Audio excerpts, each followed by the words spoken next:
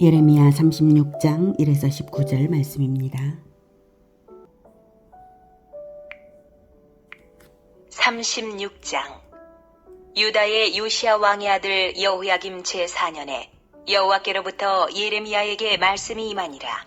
이르시되 너는 두루마리 책을 가져다가 내가 네게 말하던 곧 요시야의 날부터 오늘까지 이스라엘과 유다와 모든 나라에 대하여 내가 네게 일러준 모든 말을 거기에 기록하라. 유다 가문이 내가 그들에게 내리려 한 모든 재난을 듣고 각기 악한 길에서 돌이키니 그리하면 내가 그 악과 죄를 용서하리라 하시니라. 사랑하는 형제 여러분, 6월 12일 월요일 새벽 목상에 오신 것을 환영합니다. 35장에서는 여호야김 왕 때에 있었던 일을 삽입했는데요. 레갑 족속이 선조 요나답의 명령을 지켜서 경건하게 살아가는 것을 소개함으로써 선민 이스라엘을 책망하셨죠.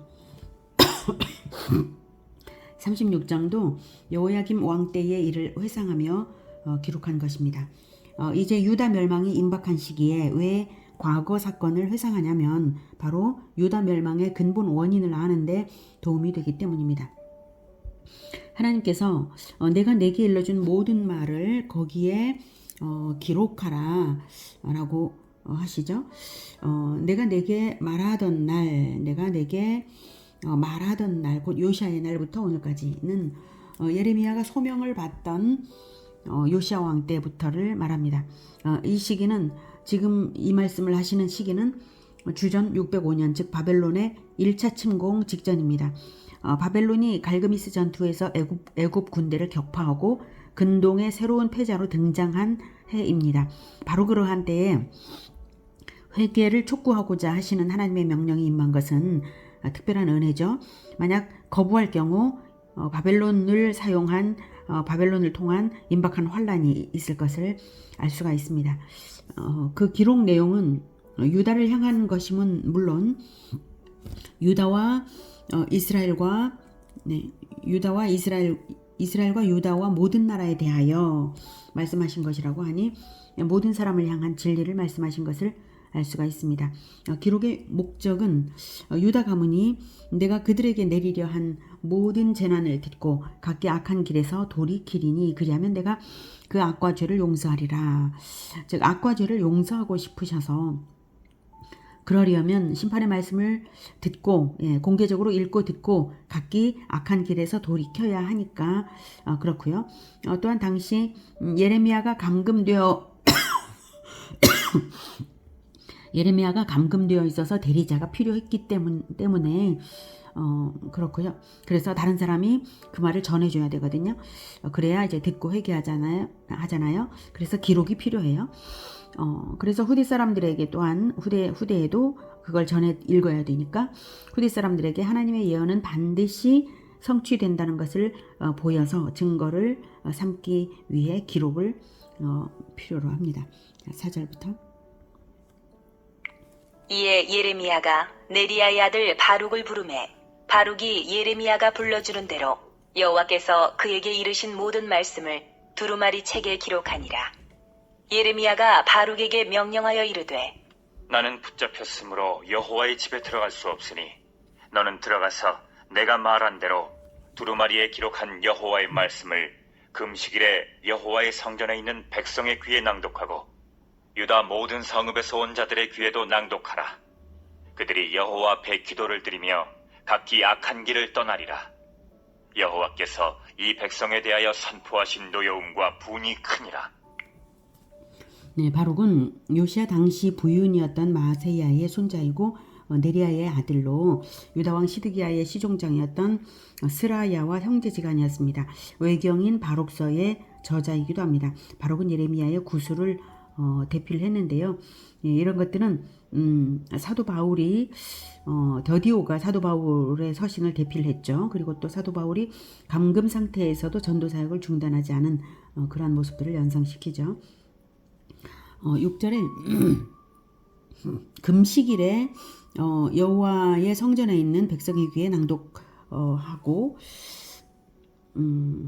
유다 모든 성읍에 모든 성읍에서 온 자들의 귀에도 낭독하라. 그러니까 금식일은 사람들이 많이 모이는 때예요. 유다 모든 성읍에서. 근데 이때 금식일은 7월 10일의 속죄일은 아니었고요. 다만 바벨론 군대의 유린 행위가 있었기 때문에 그로 인해서 설정된 그런 금식일이라고 여겨집니다. 아무튼 금식일에 낭독하라고 한 것은 많은 사람들이 성전에 운집하는 날이므로 말씀의 파급 효과가 클 것이어서 그렇습니다. 8절.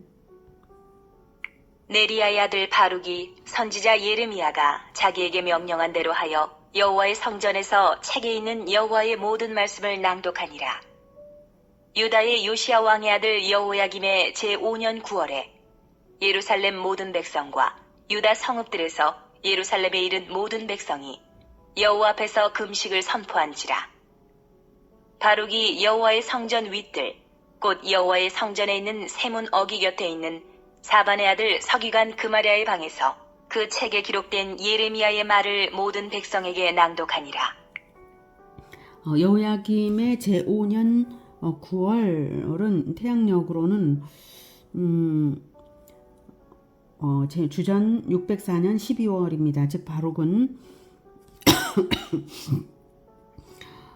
바룩은 이제 여호야김 4년 즉 주전 605년에 기록하기 시작했고 이듬해 여호야김 5년 12월에 주전 604년 12월에 완성하여서 선포한 것입니다. 당시 예레미야가 배척을 당하던 상황에서 예레미야를 대신하여 심판과 재앙을 말하는 예언의 말씀들을 선포하는 것은 지극히 위험천만인 것은 분명합니다. 바룩의 순종과 충성이 매우 빛나죠. 자, 11절.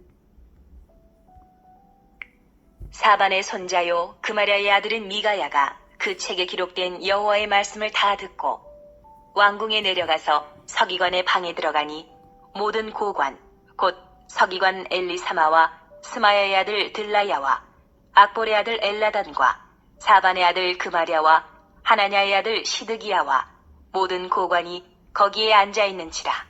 미가야가 바룩이 백성의 귀에 책을 낭독할 때에 들은 모든 말을 그들에게 전하매 11절에 사반의 손자요 그마랴의 아들인 미가야.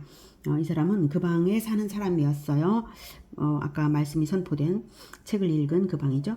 이제 이 미가야의 할아버지 사반은 요시야 왕 때 성전에서 발견된 성경을 왕에게 보고한 사람이고요.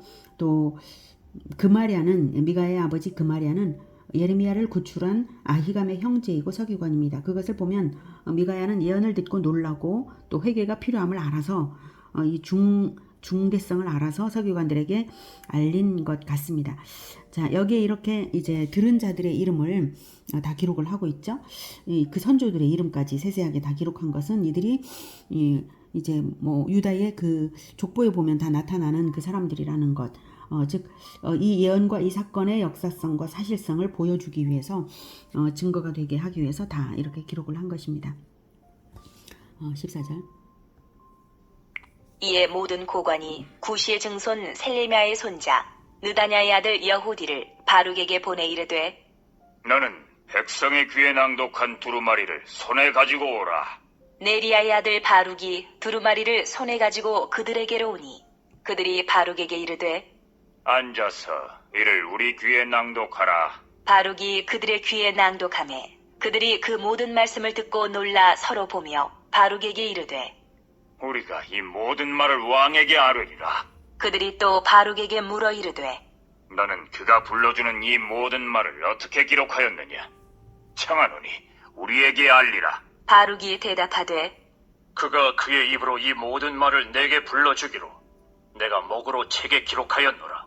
이에 고관들이 바룩에게 이르되 너는 가서 예레미야와 함께 숨고 너희가 있는 곳을 사람에게 알리지 말라. 하니라.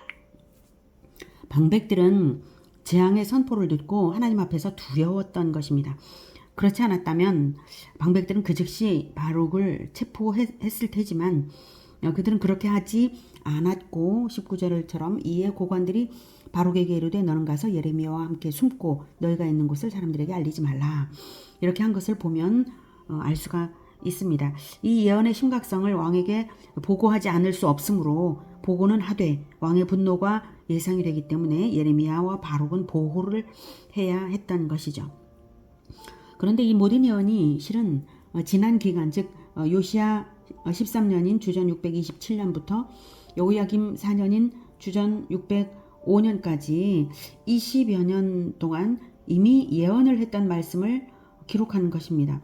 그들은 지난 세월 동안에 띄엄띄엄 들으면서 간과하면서 살았기에 그 심각성을 알지 못했는데 이제 전체를 한 맥락으로 듣게 되니 그 심각성을 깨달은 것이죠. 성경이 그렇습니다. 성경 전체를 한 맥락으로 볼 때에 비로소 하나님의 마음과 뜻이 읽히게 됩니다. 성경을 반드시 전체를 한 맥락으로 읽고 듣고 깨닫고 전하시기를 권해드립니다. 거기에 생명과 복이 들어있기 때문입니다. 오늘은 하나님께서 용서하시기를 간절히 원하사 예레미야서를 기록하여 대중에게 선포하게 하신 것과 그것을 충실히 전달하여 선포하는 바룩, 또한 그것을 들은 자들의 반응을 통해서 하나님의 말씀을 전체적으로 듣고 전하는 것이 얼마나 중요한 일인지를, 말씀을 그렇게 들어야만 진정 회개할 수 있고 구원받을 수 있음을 배웠습니다. 우리는 성경 전체가 이미 완성이 된 시대, 즉 하나님의 구원 계시가 완성되어서 하나님의 구원과 심판에 대하여 완전히 공개된 그런 시대에 살아가고 있습니다. 성경을 배우려고 마음만 먹으면 얼마든지 배울 수 있는 시대입니다. 이런 시대에 사는 우리가 하나님의 뜻을 알지 못하며 살아간다면 그것은 성경을 배우지 않은 우리 책임이지 다른 어느 누구를 탓할 수 있는 것이 아닙니다. 부디 성경 전체를 배우고 또한 충성스럽게 전달하여서 사람들을 구원으로 이끄는 우리 모두가 되기를 기원합니다. 기도하겠습니다. 하나님, 우리에게 완성된 구원 계시 성경을 주신 것을 참으로 감사합니다. 이 성경을 통하여 하나님을 알게 하시니 참으로 감사합니다. 성경에 구원의 길이 있고 또한 심판의 말씀도 있습니다. 하나님, 우리가 그 심판을 받지 않도록 진정 회개하고 또한 순종의 길을 걸어서 구원받은 백성으로서만 살아가도록 하나님의 말씀을 날마다 잘 배우고 또 날마다 배울 때마다 깨닫도록 도와주시옵소서. 우리와 우리 제자들과 후손들이 다 그렇게 구원받도록 성경을 열어 주시옵소서. 또한 우리의 입술을 주장하사 하나님의 말씀을 바르게 전체적인 한 맥락으로 바르게 잘 전하는 우리 모두가 되게 도와주시옵소서. 예수 그리스도 이름으로 기도드립니다. 아멘. 이어지는 시간은 개인 기도 시간입니다.